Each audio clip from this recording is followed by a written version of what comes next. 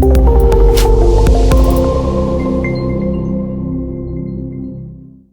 everybody, Tim Furlong coming back at you for my quarter turns. One of my favorite bands of all time, if you know me, is Van Halen. Always loved them, always have. They're the reason I got into music and still love them to this day. And there's a story about them though that's almost legendary. And the story is in their riders for their concerts, they had something in there written that said, we want a bowl of M&Ms and we want all the brown ones removed. Now, for years, everybody thought that this was just, something that exemplified the excess of rock bands of the day, right? They would make all these ridiculous requests, and it was just kind of demonstrated what we already knew about these rock stars.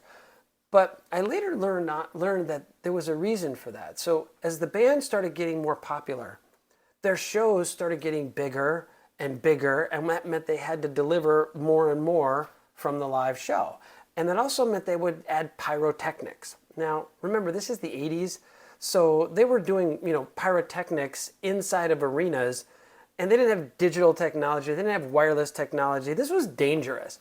And so as the shows got bigger, the band realized they had these riders that got bigger, and they didn't think the promoters were really paying attention, so they put that in there to see if the promoters were going to actually look through the rider and make sure that everything that they asked for was there. Because if they didn't look at the details, somebody might get killed on the stage or certainly injured based on the specs that they needed for these pyrotechnics.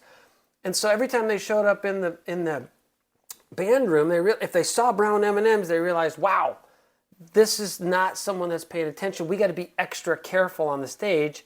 And of course, then they would trash the dressing room because they were pissed off at the promoter for not paying attention. So you're probably wondering how this, impacts you. Well, two things.